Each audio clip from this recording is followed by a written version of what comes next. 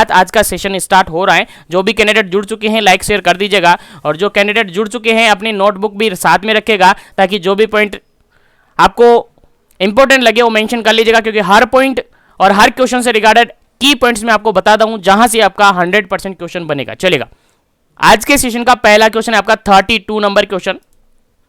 32 number question क्या कहता है देखिएगा, समझिएगा। क्वेश्चन समझ में आना चाहिए, फिर ऑप्शन समझ में आना चाहिए, देन आफ्टर आपको आंसर देना है। जल्दीबाजी बिल्कुल भी नहीं करनी है, क्योंकि आपके पास सफिशिएंट टाइमिंग होगा एग्जाम के अंदर भी यहां भी, तो थोड़ा जल्दीबाजी नहीं करना है। हिसाब से आराम से आपको एग्जाम पेपर सोल्व करना है। चलेगा, क्वेश्चन पढ़ते हैं फिर आंसर अपन देखते हैं। क्वेश्चन यहां पर सिंपल सा ये लिखा है, विच डिग्री ऑफ यूटेराइन प्रोलेप्स। देखिए लास्ट सेशन के अंदर भी आपने पढ़ा था पीओपी के रिगार्डेड, पीओपी के रिगार्डेड पढ़ा था। ये प्लास्टर ऑफ पेरिस नहीं था, मैंने कहा था, बार बार मना किया था कि प्लास्टर ऑफ पेरिस नहीं है। ये क्या है, पेल्विक ऑर्गन प्रोलेप्स है, यानी पेल्विक ऑर्गन जो भी है वो प्रोलेप्स हो जाते हैं, और जनरली ये पेरस वुमेन के अंदर ज्यादा देखने को मिलते हैं। पेरस वुमेन है जो कि प्रेग्नेंट वुमेन है या प्रेग्नेंट हो चुकी है, उसके अंदर ज्यादातर ये देखने को मिलता है। तो यहां से अपन ने बात की थी, तो उसी से रिगार्डेड क्वेश्चन है कि डिग्री ऑफ यूटेराइन प्रोलेप्स, यानी यूटेराइन प्रोलेप्स हो रही है तो उसकी डिग्री आपसे पूछी जा रही है। When the uterine cervix and body descend lie outside the introitus. देखिएगा सिंपल सा यहाँ पर ये क्वेश्चन पूछा गया है कि वो कौन सी डिग्री का यूटेराइन प्रोलेप्स होगा जिसके अंदर यूट्रस की सर्विक्स यानी यूटेराइन सर्विक्स और बॉडी डिसेंड हो चुकी है, और कहां पर आ चुकी है, आउटसाइड द इंट्रोटियस, यानी जो इंट्रोटियस होता है यानी वेजाइना पार्ट होता है उससे बाहर आ चुका है। क्या, यूटेराइन सर्विक्स और उसकी बॉडी पार्ट। तो वो किस टाइप का, किस डिग्री का यूटेराइन प्रोलेप्स होगा। क्वेश्चन समझ में आ गया होगा उम्मीद करता हूं। तो अलग अलग टाइप के यहां पर डिग्रीज होते हैं, first degree, second degree, third degree, 3 type के बेसिकली यहां पर डिग्रीज होते हैं कि यूटेराइन ऑर्गन जो प्रोलेप्स होते हैं, यूटेराइन प्रोलेप्स होते हैं, बेसिकली 3 डिग्रीज में डिवाइडेड किया हुआ है, अभी डिस्कस करेंगे। पहले इस क्वेश्चन का राइट आंसर आपको देना है। चलेगा, क्वेश्चन समझ में आ गया। पहला ऑप्शन यहां पर है फर्स्ट डिग्री, सेकंड ऑप्शन है सेकंड डिग्री, थर्ड ऑप्शन है थर्ड डिग्री, और फोर्थ ऑप्शन है ऑल ऑफ दी अबव। चलेगा, आंसर आपको बताना है क्या इसका करेक्ट आंसर होगा।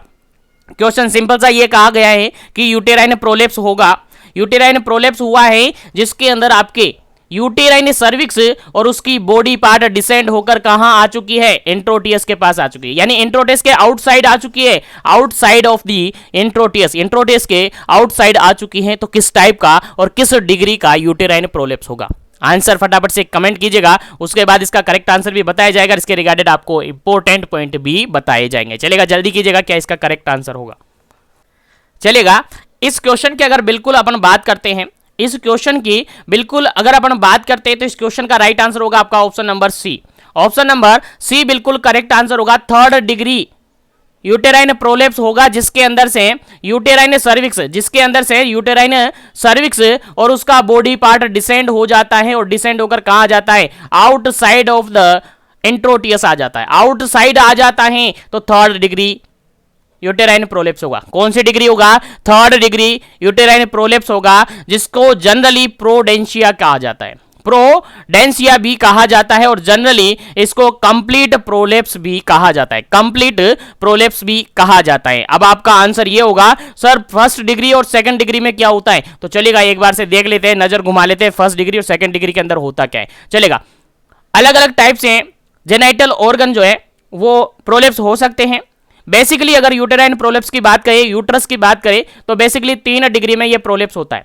कितने डिग्री में, 3 डिग्री में ये प्रोलेप्स होता है। दिखाया हुआ यहां पर देख सकते हैं, पढ़ सकते हैं आसानी से। आप ही का मॉडल है, पेज नंबर देख सकते हैं 30 पेज नंबर पर आपको मिल जाएगा ये थर्ड ब्लॉक के अंदर, ठीक है। तो यहां पर देखिएगा डिग्री ऑफ यूटेराइन प्रोलेप्स की बात अगर अपन करें तो बेसिकली 3 टाइप से इसको डिग्री में डिवाइडेड किया हुआ है। अगर फर्स्ट डिग्री की अपन बात करते हैं, फर्स्ट डिग्री की अपन बात करते हैं तो फर्स्ट डिग्री के अंदर क्या होता है देखिएगा, uterus descend from its anatomical position, uterus जो इसकी एनाटॉमिकल पोजीशन है वहां से डिसेंड हो जाता है, बट एक्सटर्नल ओस still remain inside the vagina, लेकिन जो इसका इंटरनल ओस है, सॉरी एक्सटर्नल ओस है, वो अभी भी कहां है, अभी भी एक्सटर्नल ओस क्या है, बंद है, और अभी भी ये कहां पर है, सारा कुछ वेजाइना के इनसाइड है, इनसाइड द वेजाइना है। याद रखिएगा, सिंपल सा क्वेश्चन है, सिंपल सा है कि एनाटॉमिकल पोजीशन से डिसेंड हो चुका है क्या? Uterus. Uterus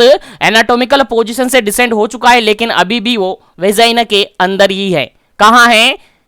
still remain inside the vagina, vagina के अंदर ही अभी तक वो रिमेन है। तो ये आपकी होती है फर्स्ट डिग्री, यानी कि आपका यूट्रस जो है वो एनाटॉमिकल पोजीशन से डिसेंड हो चुका है, एनाटॉमिकल पोजीशन से डिसेंड हो चुका है। और एनाटॉमिकल पोजीशन जनरली आप कहते हैं external os at the level of the external os at the level of the ischial spine, ischial spine पर वो क्या हो चुका है? डिसेंड हो चुका है, लेकिन अभी भी क्या है? वेजाइना के अंदर है, इनसाइड द वेजाइना है। तो कौन सी डिग्री? फर्स्ट डिग्री होगा। कौन सी डिग्री होगा?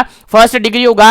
अगर अपन सेकंड डिग्री की बात करें, अगर हम सेकंड डिग्री की बात करें तो सेकंड डिग्री में क्या होगा? एक बार नजर घुमाते हैं। सेकंड डिग्री की बात अपन करें तो एक्सटर्नल ओस प्रोट्यूड, एक्सटर्नल ओस protrude outside the vagina, outside the vagina entrotius, but the uterine body still remain inside the vagina। देखिए सिंपल सा क्वेश्चन यहां पर ये है कि यहां पर पहली पोजीशन के अंदर, पहली डिग्री के अंदर तो क्या सब कुछ वेजाइना के इनसाइड था, सब कुछ वेजाइना के इनसाइड था, लेकिन यहां पर देखेगा एक्सटर्नल ओस प्रोट्यूड हो चुका है। जो एक्सटर्नल ओस है वो प्रोट्यूड हो चुका है, लेकिन अभी भी जो यूट्रस की बॉडी है, यूटेराइन बॉडी है, वो वेजाइना के अंदर है। अभी भी यूट्रस की या यूटेराइन बॉडी है वो अभी भी कहां है? वेजाइना के अंदर है। That second degree. और थर्ड डिग्री की बात करें तो इसको अपन जनरली कहते हैं प्रोसेंडिया,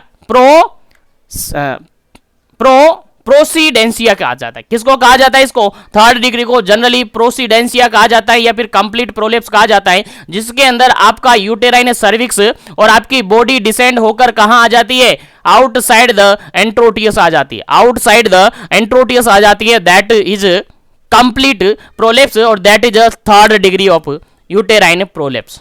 याद रहे तो तीनों डिग्री मैंने यहां पर बताई, क्या डिफरेंस रहा, उम्मीद है आपको समझ में आ गया होगा। पहली डिग्री के अंदर तो वेजाइना के अंदर सब कुछ वेजाइना के अंदर ही होता है। दूसरी डिग्री की बात करें तो अभी यहां पर यूट्रस की जो बॉडी है, यूटेराइन बॉडी है, वो अंदर रहती है। और थर्ड डिग्री की बात करें तो सब कुछ बाहर आ जाता है। समझ में आ गया? तीन डिग्री, बेसिकली ये तीन डिग्री आपको याद रखना है, इसे किसी भी डिग्री से आपसे क्वेश्चन है पुटअप किया जाता है। चलेगा, वापस आ जाते हैं और नेक्स्ट क्वेश्चन के रिगार्डेड डिस्कस करते हैं। उम्मीद है समझ में आ गया। तो एक बार से सेशन को लाइक शेयर कर दीजिएगा ताकि सभी एक बार से जुड़ जाए। चलेगा, नेक्स्ट क्वेश्चन की बात करते हैं। और फैमिली प्लानिंग मेथड से रिगार्डेड क्वेश्चन आपके स्टार्ट हो चुके हैं और 100% कंसंट्रेशन के साथ रहिएगा। 100% यहां से question as it is put up होगा, एज इट इज पुटअप होगा। चलेगा, नेक्स्ट क्वेश्चन की बात करते हैं। 33, what are the contraceptive method available under the RMNCHA programme, temporary spacing method, delaying first pregnancy except. देखिएगा, सिंपल सा क्वेश्चन यहां पर पूछा है, कंफ्यूजन बिल्कुल भी नहीं होना है। सिंपल सा क्वेश्चन पूछा है, ज्यादा हार्ड क्वेश्चन नहीं है। सिंपल सा क्वेश्चन ये कहता है, समझता हूं, समझते हैं एक बार से, मैं समझाने की कोशिश करूंगा पूरी। What are the contraceptive method available under the RMNCHA, RMNCHA plus जो प्रोग्राम है हमने काफी अच्छी तरीके से पढ़ा है, तो बार बार रिपीट नहीं करेंगे प्रोग्रामों को। तो यहां से इस प्रोग्राम के अंडर कौन कौन से कॉन्ट्रासेप्टिव मेथड्स अवेलेबल हैं जो कि टेम्परेरी यानी स्पेसिंग मेथड है, टेम्परेरी मेथड है यानी स्पेसिंग मेथड है, या फिर डिलेइंग फर्स्ट प्रेगनेंसी मेथड है, या फिर डिलेइंग फर्स्ट प्रेगनेंसी मेथड है, लेकिन एक्सेप्ट करके आपसे यहां पर पूछा है, एक्सेप्ट करके यहां पर पूछा है। यानी सिंपल सा क्वेश्चन ये कह रहा है कि फॉलोइंग सभी ऑप्शन में RMNCHA प्लस प्रोग्राम के अंडर सभी जो मेथड है, यहां पर कॉन्ट्रासेप्टिव मेथड है, वो कैसे है? स्पेसिंग मेथड है, लेकिन एक ऐसा मेथड यहां पर इंक्लूड किया गया है जो कि स्पेसिंग मेथड नहीं है। स्पेसिंग मेथड नहीं है मतलब कि लिमिटिंग मेथड है, लिमिटिंग मेथड है। तो आप सबको पता होगा कॉन्ट्रासेप्टिव मेथड को दो टाइप से डिवाइडेड किया हुआ है, कॉन्ट्रासेप्टिव मेथड को दो टाइप से डिवाइडेड किया हुआ है। स्पेसिंग मेथड, पहला मेथड होता है that is spacing method, spacing method, या फिर इनको जनरली अपन कहते हैं टेम्परेरी मेथड। क्या कहते हैं? टेम्परेरी मेथड कहते हैं। दूसरा मेथड होता है that is limiting method, limiting method या फिर परमानेंट मेथड, या फिर परमानेंट मेथड। तो बेसिकली दो टाइप से कॉन्ट्रासेप्टिव्स जो मेथड्स होते हैं उनको डिवाइडेड किया हुआ है, आपको याद होना चाहिए। क्योंकि काफी इंपॉर्टेंट है ये टॉपिक आपके एग्जाम पॉइंट ऑफ व्यू से। तो यहां पर सिंपल सा क्वेश्चन समझ में आ गया कि सभी फॉलोइंग ऑप्शन यहां पर टेम्परेरी मेथड हैं, लेकिन एक ऐसा ऑप्शन है जो कि यहां पर टेम्परेरी मेथड नहीं है। टेम्परेरी मेथड नहीं है तो कौन सा मेथड है? लिमिटिंग मेथड है, यानी परमानेंट मेथड है। चलेगा, आंसर आपको बताना है। पहला ऑप्शन यहां पर है IUCD 375, सेकेंड ऑप्शन है NSV, थर्ड ऑप्शन है इंजेक्टेबल कॉन्ट्रासेप्टिव डंपा, और फोर्थ ऑप्शन है यहां पर माला एन। चलिएगा, आंसर आपको बताना है कौन सा यहां पर लिमिटिंग मेथड है, कौन सा यहां पर लिमिटिंग मेथड है। चलिएगा, आंसर आपको देना है, क्या इसका करेक्ट आंसर होगा। चलिएगा, यहां पर अगर अपन बात करते हैं, यहां पर अगर बात करते हैं तो ऑप्शन नंबर बी बिल्कुल करेक्ट आंसर होगा। ऑप्शन नंबर बी बिल्कुल करेक्ट आंसर होगा। NSV क्या होता है सर? NSV तो आपको याद होना चाहिए, नॉन स्केपल वेसेक्टोमी। नॉन स्केपल वेसेक्टोमी जो कि मेल स्टेरिलाइजेशन के लिए होता है। किसके लिए होता है? मेल स्टेरिलाइजेशन के लिए होता है, यानी मेल के अंदर लिमिटिंग मेथड माना जाता है NSV, नॉन या नो स्केपल वैसेक्टोमी। याद रखिएगा, इंपॉर्टेंट क्वेश्चन है। अगर बात करें तो देखिएगा, IUCD ये आपका स्पेसिंग मेथड है। इंजेक्टेबल मेथड के अंदर जो डंपा है वो भी क्या है? स्पेसिंग मेथड है। माला डी है या माला एन है, ये आपका पिल्स है, यानी कि ये भी स्पेसिंग मेथड है। यानी तीनों क्या है? स्पेसिंग मेथड है, लेकिन जो NSV है ये आपका लिमिटिंग मेथड है, परमानेंट मेथड है, मेल के अंदर काम में लिया जाता है। उम्मीद है समझ में आ गया होगा। तो आगे बढ़ जाते हैं नेक्स्ट क्वेश्चन पर, क्योंकि क्वेश्चन काफी सारे हैं, और जो भी जुड़ रहे हैं सेशन को लाइक शेयर कर दीजिएगा ताकि सभी तक पहुंचे, सभी को बेनिफिट हो, क्योंकि मेरा टारगेट है सभी को बेनिफिट होना चाहिए। चलेगा, नेक्स्ट क्वेश्चन की बात करते हैं।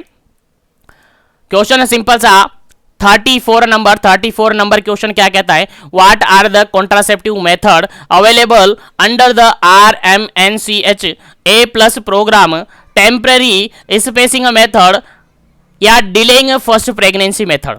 टेम्परेरी स्पेसिंग मेथड या डिलेइंग फर्स्ट प्रेगनेंसी मेथड। चलेगा, सिंपल सा क्वेश्चन यहां पर यह पूछा है कि फॉलोइंग ऑप्शन में से कौन सा ऑप्शन बिल्कुल करेक्ट है जो कि डिलेइंग मेथड है या स्पेसिंग मेथड है या टेम्परेरी मेथड है। क्वेश्चन समझ गए? बिल्कुल आंसर आपको देना है। ऑप्शन अलग अलग आपको मिलेंगे, टेम्परेरी मेथड ढूंढना है। ग्रुप में दिए हैं, ऑप्शन क्या है? ग्रुप में है। अब पहचानना है कि कौन सा ग्रुप यहां पर स्पेसिंग मेथड को डिनोट करता है और कौन सा ग्रुप यहां पर नहीं करता है। चलेगा, पहला ऑप्शन यहां पर देखेगा IUCD 375 multi loaded, IUCD 380 injectable डंपा अंतरा जिसको कहते हैं जनरली, और कंबाइंड ओरल पिल्स जिसको माला एन कहते हैं। सेकंड ऑप्शन है केटक्रोमन छाया जिसको कहते हैं, छाया के नाम से काफी प्रचलित है इंडिया के अंदर। उसके अलावा इमरजेंसी कॉन्ट्रासेप्टिव्स जिसको इज पिल्स या ई पिल्स के नाम से जाना जाता है।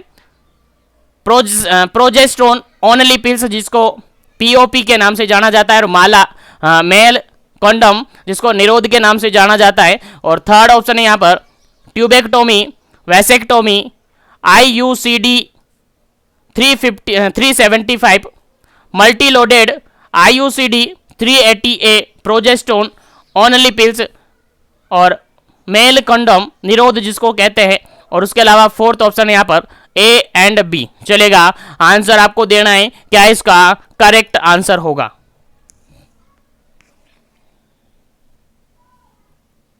चलिएगा, आंसर आपको देना है। 34 नंबर क्वेश्चन में पूछा गया है कि कौन से मेथड आपके स्पेसिंग मेथड हैं, यानी टेम्परेरी मेथड है। चलिएगा, उम्मीद है सभी को समझ में आ रहे हैं। एक बार से ध्यान से देखिएगा, ऑप्शन काफी सारे हैं, ऑप्शन में कंफ्यूजन नहीं होना है, सभी ऑप्शन को अच्छे से देखना है। एक बार से टाइमिंग दे रहा हूं मैं आपको, फटाफट से देख लीजिएगा, उसका आंसर आप बताइएगा क्या इसका करेक्ट आंसर है। और सेल्फ इवोल्यूशन का काफी अच्छा मौका है, सेल्फ इवोल्यूशन जरूर कीजिएगा, नोटबुक साथ में रखिएगा, क्वेश्चन नोट करते रहेगा। और उसी के अलावा टेस्ट सीरीज आपको स्टार्ट हो रखी है, और एक टेस्ट सीरीज आपको बहुत ही जल्दी अपडेट हो जाएगी आज या कल के डेट में। चलेगा, यहां पर अगर बिल्कुल करेक्ट आंसर की अपन बात करते हैं तो ऑप्शन नंबर डी बिल्कुल करेक्ट आंसर होगा। यहां पर ए और बी दोनों ही ऑप्शन सही है, ए और बी दोनों ही ऑप्शन सही है। देखिएगा ए ऑप्शन में क्या क्या है, देखिएगा IUCD बिल्कुल स्पेसिंग मेथड है, IUCD 380 ये भी स्पेसिंग मेथड है। उसके बाद इंजेक्टेबल डंपा, ये भी स्पेसिंग मेथड है। उसके बाद है आपका कंबाइंड ओरल पिल्स माला एन, ये भी स्पेसिंग मेथड, यानी पहला ऑप्शन बिल्कुल करेक्ट है। उसके बाद सेकंड ऑप्शन की बात करें तो केटक्रोमन छाया, जो कि प्रचलित है, इंडिया के अंदर काफी फेमस है, ये भी स्पेसिंग मेथड है। और इमरजेंसी कॉन्ट्रासेप्टिव पिल्स, ये भी आपकी क्या है, ये भी क्या है, स्पेसिंग मेथड है। उसके अलावा प्रोजेस्टेरोन ओनली पिल्स, ये भी आपकी क्या है, स्पेसिंग मेथड है। और मेल कॉन्डम, जिसको निरोध कहते हैं, ये भी क्या है, आपकी स्पेसिंग मेथड है। तो यहाँ पर दोनों ऑप्शन के अंदर क्या है, स्पेसिंग मेथड है। थर्ड ऑप्शन की बात करें तो यहाँ पर ट्यूबेक्टोमी, वेसेक्टोमी, जो कि लिमिटिंग मेथड है। ट्यूबेक्टोमी और वेसेक्टोमी जो कि क्या है, लिमिटिंग मेथड है, यानी कि टेम्परेरी नहीं है, परमानेंट है, इसलिए ये ऑप्शन आपका कट जाता है। इसलिए आपका पहला और दूसरा ऑप्शन सही है, यानी डी ऑप्शन बिल्कुल करेक्ट है। बोथ ए एंड बी दोनों ऑप्शन आपके बिल्कुल सही है, याद रख लीजिएगा। याद नहीं हो तो नोट भी कर लीजिएगा या स्क्रीनशॉट ले सकते हैं आप इजीली। चलेगा, आगे बढ़ते हैं नेक्स्ट क्वेश्चन पर, उम्मीद है समझ में आ रहा होगा। चलेगा, नेक्स्ट क्वेश्चन की बात करते हैं। नेक्स्ट क्वेश्चन 35 नंबर क्वेश्चन कहता क्या है, देखिएगा, समझिएगा, कहता क्या है, समझ में आना चाहिए। देखिए, परमानेंट यानी limiting method, limiting the family after the achieving the desirable family are. देखिए, सिंपल सा यहां पर क्वेश्चन ये घुमाया हुआ है कि परमानेंट मेथड कौन सा है, परमानेंट मेथड कौन सा है, ये आपसे पूछा है। चलेगा, आंसर आपको देना है। फॉलोइंग ऑप्शन में से परमानेंट मेथड कौन सा है, जिसको लिमिटिंग मेथड के नाम से भी जाना जाता है। जब फैमिली कंप्लीट हो जाती है तो वो कपल क्या करता है, मेथड्स को यूज करता है, कॉन्ट्रासेप्टिव मेथड्स को यूज करता है और परमानेंट मेथड को यूज करता है, ताकि आगे जाकर उनकी फैमिली साइज बढ़े नहीं। तो वो कौन से मेथड है जो कि परमानेंट मेथड है, आंसर आपको देना है। पहला ऑप्शन देखेगा यहां पर फीमेल स्टेरिलाइजेशन है, जिसको लेप्रोस्कोपी या मिनी लेप के नाम से फेमस चल रहा है। उसके अलावा मेल स्टेरिलाइजेशन, जिसको एनएसवी, नो या नॉन स्केपल वैसेक्टोमी। उसके अलावा कन्वेंशियल वैसेक्टोमी। बी ऑप्शन है यहां पर oral contraceptive pills. Third option है यहां पर नॉन हार्मोनल पिल्स और फोर्थ ऑप्शन है यहां पर कॉन्डम, जिसको निरोध कहते हैं। चलिएगा, आंसर आपको बताना है क्या इसका करेक्ट आंसर होगा। फटाफट से आंसर देना है। यहां पर आंसर ये देना है कि लिमिटिंग मेथड आपको बताना है। क्या देना है, लिमिटिंग मेथड बताना है, स्पेसिंग मेथड नहीं बताना है। यानी स्पेसिंग मेथड को हटा दो, लिमिटिंग मेथड ऑटोमेटिकली निकल जाएगा।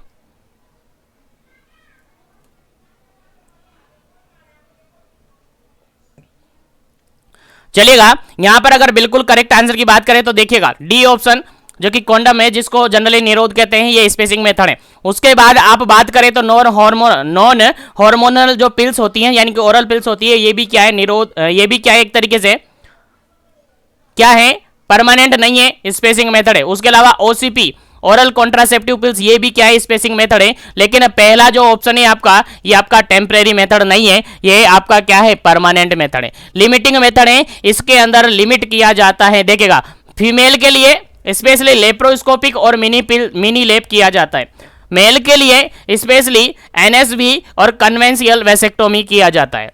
तो अगर बात करें तो मेल और फीमेल के लिए दोनों के लिए अलग अलग सेपरेट यहां पर लिमिटिंग मेथड है। मेल के लिए बात करें तो वैसेक्टोमी है और फीमेल के लिए बात करें तो ट्यूबेक्टोमी है, जो कि जनरली लेप्रोस्कोपिक और मिनी लेप के नाम से आप सबको याद होगा। नहीं याद है तो याद रख लीजिएगा, फटाफट से स्क्रीनशॉट ले लीजिएगा क्या इसका करेक्ट आंसर है। उम्मीद है समझ में आ गया होगा। तो इस क्वेश्चन का राइट आंसर क्या हो जाता है आपका, ऑप्शन नंबर फर्स्ट। चलिएगा, आगे बढ़ते हैं नेक्स्ट क्वेश्चन पर। नेक्स्ट क्वेश्चन आपके सामने काफी इंपॉर्टेंट है। चलिएगा, नेक्स्ट क्वेश्चन की बात करते हैं। 36 नंबर क्वेश्चन, और 36 नंबर क्वेश्चन कहता क्या है, समझ में आना चाहिए, क्वेश्चन समझ में आना चाहिए, तभी आंसर समझ में आएगा, नहीं तो कंफ्यूजन हो जाएगा। चलिएगा, नेक्स्ट क्वेश्चन की बात है। इमरजेंसी कॉन्ट्रासेप्टिव पिल्स यानी ईसीपी अपन जनरली इसको कहते हैं, is not regular method of family planning when ECP can be taken. देखिए, क्वेश्चन सिंपल सा ये कहा गया है कि जो ईसीपी है, ईसीपी बोले तो emergency contraceptive pills, is not a regular method, ये रेगुलर मेथड नहीं है, फैमिली प्लानिंग का ये रेगुलर मेथड नहीं है। क्वेश्चन में ही कहा है, बिल्कुल साफ लिखा हुआ है कि ये फैमिली प्लानिंग का क्या नहीं है, रेगुलर मेथड नहीं है। When ECP can be taken, ECP को कब लेना चाहिए, सिंपल सा क्वेश्चन तो ये पूछा है। आगे तो एक लाइन ऐसे ही दी है आपको बताने के लिए कि आपको जानकारी है कि नहीं है।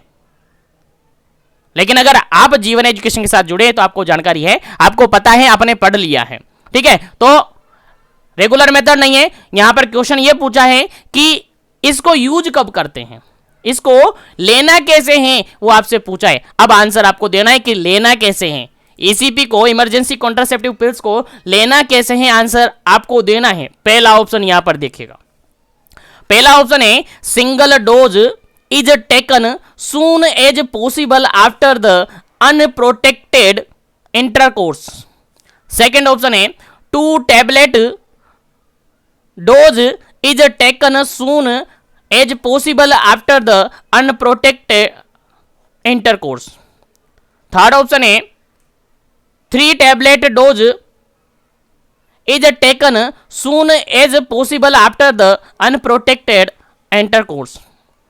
फोर्थ ऑप्शन है 4 tablet dose is taken soon as possible after an unprotected intercourse. चलेगा, क्वेश्चन समझ में आ गया, ऑप्शन समझ में आ गया, आंसर आपको देना है कि अगर कोई कपल है, अनप्रोटेक्टेड इंटरकोर्स उनको हुआ है, तो उनको जो ईसीपी है उसका कितना डोज लेना चाहिए, सिंगल लेना चाहिए, डबल लेना चाहिए, ट्रिपल लेना चाहिए या फिर 4 लेना चाहिए, कितनी टेबलेट लेनी चाहिए, क्या 1 टेबलेट से काम चलेगा या 2 टेबलेट लेनी पड़ेगी या 3 लेनी पड़ेगी या 4 लेनी पड़ेगी। क्वेश्चन सिंपल सा ये हो गया है, फटाफट से आंसर आपको दे देना है क्या इसका करेक्ट आंसर होगा।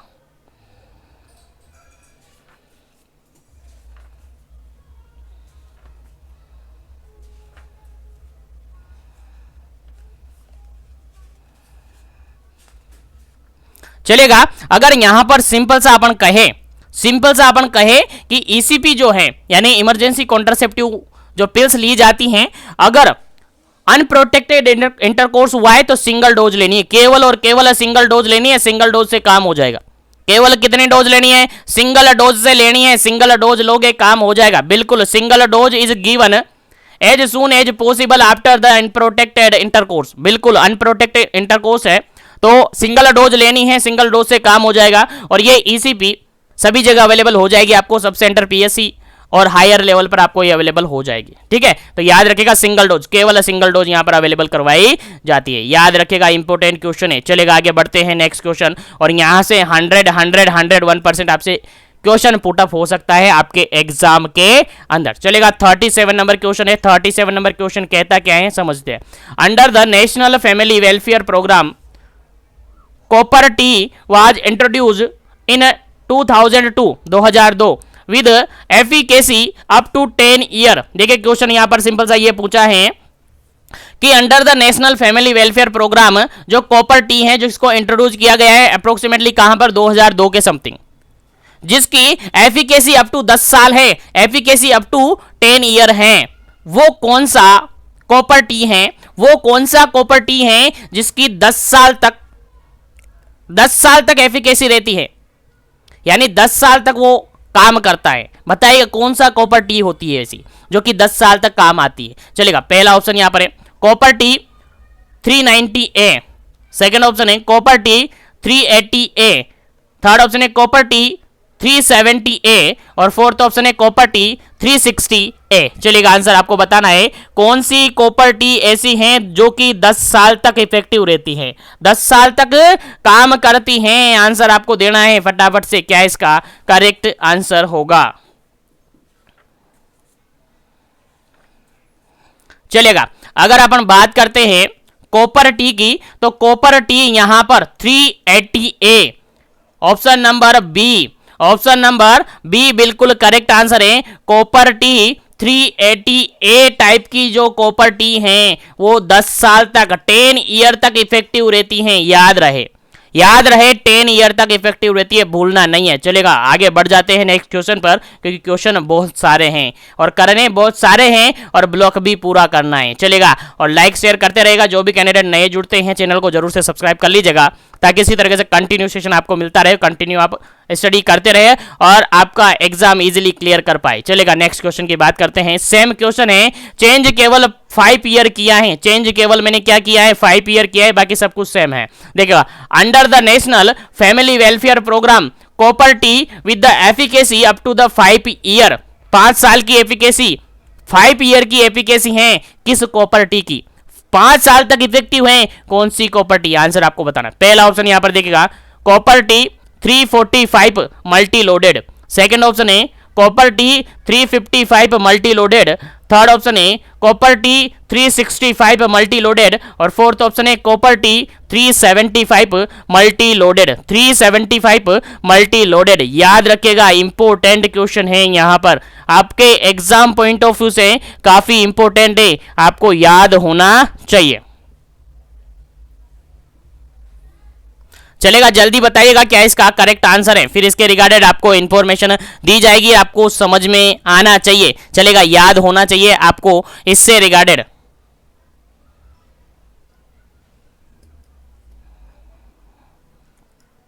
चलेगा, यहां पर अगर अपन बात करते हैं, यहां पर अगर हम बात करते हैं कॉपर टी की, तो यहां पर बिल्कुल करेक्ट आंसर होगा आपका ऑप्शन नंबर डी, बिल्कुल करेक्ट आंसर होगा ऑप्शन नंबर डी। और यहां पर कॉपर टी 375 मल्टी लोडेड जो कि 5 साल तक 5 ईयर तक एफिकेसी रखता है, 5 साल तक 5 साल तक क्या रखता है, एफिकेसी रखता है। देखिएगा दो टाइप की कॉपर टी अपन ने देखी, कॉपर टी 38A जो कि कितने ईयर तक, 10 ईयर तक एफिकेसी रखता है, और 75 जो कि 5 ईयर तक को एफिकेसी रखता है। देखिएगा ज्यादा याद नहीं रहता है, तो सिंपल सी बात यह है, सिंपल सी बात यह है, इसके अंदर देखिएगा 75 आ रहा है, इसके अंदर कितना है 5 ईयर, इसके अंदर देखा 80 आ रहा है यानी 80 आ रहा है, देखिए 10 यहाँ पर है, बस इतना सा याद ऐसे याद रख लीजिएगा अगर कंफ्यूजन होता है तो।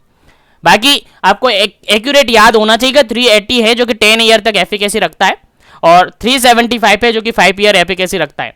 लेकिन कंफ्यूजन होता है अगर दोनों में कि कौन 5 ईयर था कौन 10 ईयर था, तो सिंपल सी बात बता रहा हूं, अगर 5 आ रहा है तो 75 होगा, अगर 10 आ रहा है तो 80 होगा, ऐसे याद रख लेगा, कंफ्यूजन नहीं होगा दोनों के अंदर। बाकी दोनों आपको याद रखनी पड़ेगी क्योंकि दोनों से रिगार्डेड क्वेश्चन है आते रहते हैं जनरल अपने एग्जाम के अंदर। चलेगा, नेक्स्ट क्वेश्चन की बात करते हैं। नेक्स्ट क्वेश्चन आपके सामने काफी इंपॉर्टेंट है। नेक्स्ट क्वेश्चन क्या कहता है, देखिएगा 39 नंबर क्वेश्चन है, what are the condition when the IUCD should not be inserted. देखिएगा कौन सी ऐसी कंडीशन है जिसके अंदर IUCD इंसर्ट नहीं किया जाना चाहिए, यानी कॉन्ट्रा इंडिकेटेड मानी जाती है IUCD, कौन सी ऐसी कंडीशन है बताइएगा, आंसर आपको देना है, कौन सी ऐसी कंडीशन जिसके अंदर IUCD को इंसर्ट नहीं किया जाना चाहिए, आंसर आपको देना है। पहला ऑप्शन देखिएगा यहां पर, women with suspected pregnancy, pelvic inflammatory disease, uterine abnormalities and history of ectopic pregnancy। ऐसी फीमेल है जिसको प्रेगनेंसी सस्पेक्ट किया गया है, पेल्विक इन्फ्लामेटरी डिजीज उसके अंदर हो रखी है, यूटेराइन एबनॉर्मलिटीज उसके अंदर है, या फिर हिस्ट्री ऑफ एक्टोपिक प्रेगनेंसी उसके साथ है। सेकंड ऑप्शन है यहां पर with in 48 hour after the delivery of the placenta, placenta के डिलीवरी होने के विद इन 48 आवर में इंसर्ट किया जाना चाहिए। थर्ड ऑप्शन है immediate after the delivery of the placenta with in the 10 minute के अंदर एडमिनिस्टर कर लिया जाना चाहिए, इंसर्ट कर लिया जाना चाहिए। और ऑप्शन नंबर डी है बी और सी दोनों, बी और सी दोनों। चलेगा, आंसर आपको बताना है क्या इसका करेक्ट आंसर है। उम्मीद है सभी को पता चल गया क्या इसका करेक्ट आंसर है। क्वेश्चन यहाँ पर सिंपल सा ये पूछा है कि किस कंडीशन में IUCD इंसर्ट नहीं किया जाना चाहिए। क्वेश्चन सिंपल सा ये है, देखिएगा यहाँ पर नोट छिपा हुआ है, नोट छिपा हुआ है, आपको याद होना चाहिए। बार बार रिपीट करता हूं, नोट या एक्सेप्ट कहीं क्वेश्चन में अगर छिपा है तो ढूंढ लीजिएगा, नहीं तो आंसर आपका गलत हो जाएगा। अगर आपने नोट पर ध्यान नहीं दिया है तो फिर डायरेक्टली आप आंसर क्या लगाएंगे पता है, डी ऑप्शन लगाएंगे। क्या लगाएंगे, डी ऑप्शन लगाएंगे कि इस कंडीशन दोनों में ही क्या किया जाता है, IUCD को या IUD को क्या किया जाता है, इंसर्ट किया जाता है। तो आंसर क्या लगाएंगे, आप डी लगाएंगे, लेकिन ये गलत हो जाएगा क्योंकि यहां पर क्या पूछा है, किस कंडीशन में IUCD इंसर्ट नहीं की जाती है। आपका आंसर यहां पर क्या होगा, आपका आंसर यहां पर होगा ऑप्शन नंबर फर्स्ट। आपका आंसर क्या होगा, ऑप्शन नंबर फर्स्ट। ऐसी फीमेल जिसके अंदर प्रेगनेंसी सस्पेक्ट की जा रही है, ऐसी फीमेल जिसके अंदर PID है, पेल्विक इन्फ्लामेटरी डिजीज है, ऐसी फीमेल है जिसके अंदर यूटेराइन एबनॉर्मलिटीज है, और ऐसी फीमेल है जिसको एक्टोपिक प्रेगनेंसी का हिस्ट्री है, उस फीमेल के अंदर आईयूडी कभी भी इंसर्ट नहीं किया जाएगा, उस लेडी के अंदर आईयूडी इंसर्ट नहीं किया जाएगा। याद रहना चाहिए, आपको याद होना चाहिए, काफी इंपॉर्टेंट क्वेश्चन है, आपके एग्जाम में पूछा जा सकता है। चलेगा, आगे बात करते हैं नेक्स्ट क्वेश्चन की, और नेक्स्ट क्वेश्चन आपके लिए काफी इंपॉर्टेंट है। और मैं बता दूं, कॉन्ट्रासेप्टिव मेथड यानी फैमिली प्लानिंग मेथड से 101% 2 से 3 question as it is put up होंगे, तो और आपको याद होने चाहिए। अगर कंसंट्रेशन के साथ बने हैं तो आपको याद रहेंगे, और नहीं बने हैं तो उड़ जाएंगे ऊपर और फिर निकल जाएंगे हाथ से, और गलत हो जाएगा आपका आंसर। तो गलत नहीं होना चाहिए, कंसंट्रेशन के साथ बने रहिएगा और सभी को शेयर कीजिएगा ताकि सभी को बेनिफिट हो। और साथ ही बहुत ही जल्दी आपका सिलेबस जैसे ही कंप्लीट होगा, आपके प्रीवियस ईयर के सारे एग्जाम पेपर आपको सोल्व करवा दिए जाएंगे, और सभी के पीडीएफ्स मैंने आपके मिशन एजुकेशन ऐप पर अपलोड कर दिए गए हैं, वहां पर आपको मिल जाएंगे, वहां से आप उनको देख सकते हैं, पढ़ सकते हैं इजीली। ठीक है, चलेगा, बढ़ते हैं आगे नेक्स्ट क्वेश्चन पर। 49 नंबर क्वेश्चन है, और 49 नंबर क्वेश्चन सिंपल सा क्या कहता है, देखेगा, natural method of family planning. 40 number question है, natural method of family planning. Family planning के नेचुरल मेथड कौन कौन से हैं? फैमिली प्लानिंग के नेचुरल मेथड कौन से हैं, आंसर आपको बताना है। पहला ऑप्शन देखेगा, लैक्टेशनल एमनोरियल मेथड, जिसको LAM बोला जाता है। उसके अलावा fertility based awareness method, B option है OCP oral contraceptive pills, C option है non hormonal oral contraceptive pills, और फोर्थ ऑप्शन है नन ऑफ दी अबव। चलेगा, क्या इसका करेक्ट आंसर होगा, आंसर आपको देना है, फिर इसका करेक्ट आंसर आपको बताया जाएगा। जल्दी कीजिएगा, क्या इसका करेक्ट आंसर होगा।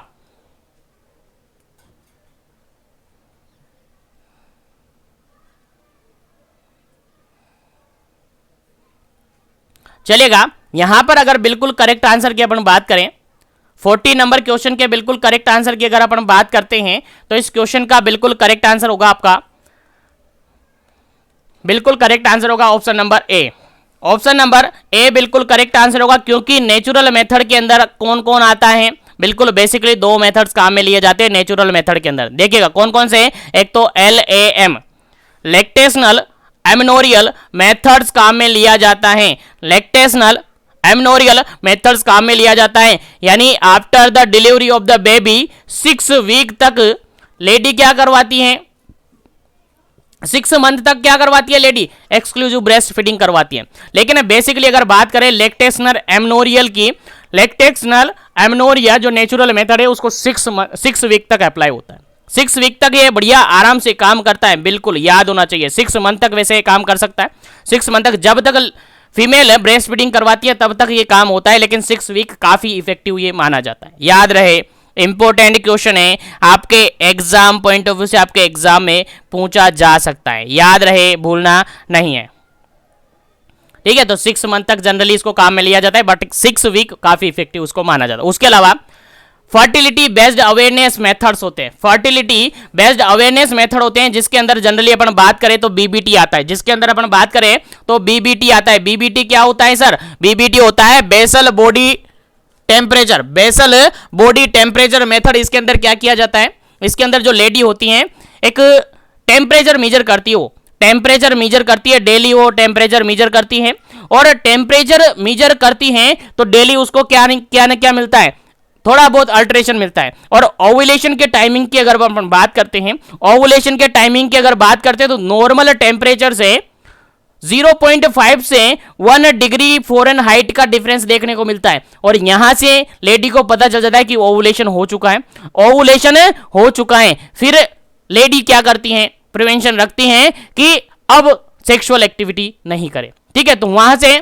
ये प्रिवेंशन वहां पर रखा जाता है। उसके अलावा यहां पर सर्वाइकल म्यूकस मेथड्स होता है, सर्वाइकल म्यूकस मेथड होता है, ये भी किसके अंदर आता है, फर्टिलिटी बेस्ड अवेयरनेस के अंदर आता है। उसके अलावा एक और मेथड आता है जिसको कैलेंडर मेथड कहते हैं। क्या कहते हैं, कैलेंडर मेथड कहते हैं। इसके अंदर क्या किया जाता है, जो लेडी होती है वो अपने मेंस्ट्रुअल साइकिल्स होती हैं उनका हिस्ट्री रखती है।